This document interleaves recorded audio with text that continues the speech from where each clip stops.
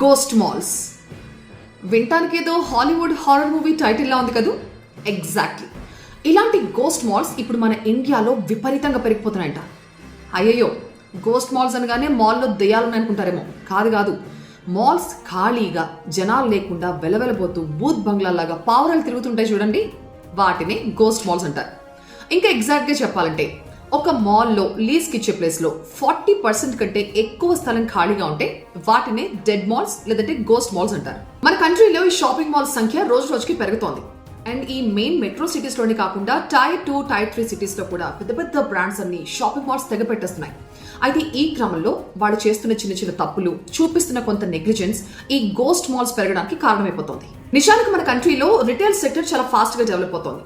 కానీ early days లో అంటే లైక్ 2000 టైంలో ఏవైతే మాల్స్ నిర్మించారో వాటిలో చాలా వరకు సరైన మెయింటెనెన్స్ లేక, జనాలు వెళ్ళక 20% మాల్స్ వరకు గోస్ట్ మాల్స్ అయిపోయాయి.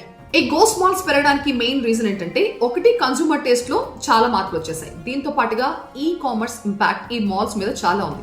ఆన్లైన్ షాపింగ్ కి చాలా మంది ఇంట్రెస్ట్ చూపిస్తున్నారు. అండ్ ఒకటే ప్లేస్ లో ఎక్కువ మాల్స్ రావడం వల్ల కాంపిటీషన్ ఎక్కువైపోతుంది.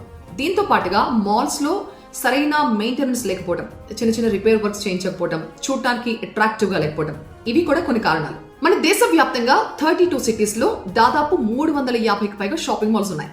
దీంట్లో 74 షాపింగ్ మాల్స్ లో 15 మిలియన్ SFT ఖాళీగా ఉందంట. దీని రెంటల్ వాల్యూ 357 crores. ఒకప్పటి పాత మాల్స్ కి ఇప్పటి టాప్ పర్ఫార్మింగ్ మాల్స్ కి మధ్య గ్యాప్ చాలా పెరిగిపోతుంది.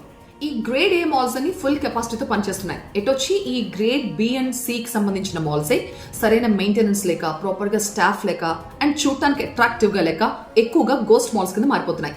సో వీటి మీద ఇప్పుడు ముఖ్యంగా కాన్సన్ట్రేట్ చేసి ఆ ప్లేస్ ని ఎలా వాడుకోవాలి, దాని మీద ఎలా రెవెన్యూ జనరేట్ చేయాలన్న దాని మీద ఖచ్చితంగా ఆలోచన చేయాలి. మైసూర్, వడోదర, తిరువనంతపురం, విజయవాడ, వైజాగ్ ఈ ప్లేసెస్ లో ఉన్న మాల్స్ లో ఓన్లీ 2 to 6% మాత్రమే స్పేస్ ఖాళీగా ఉందట.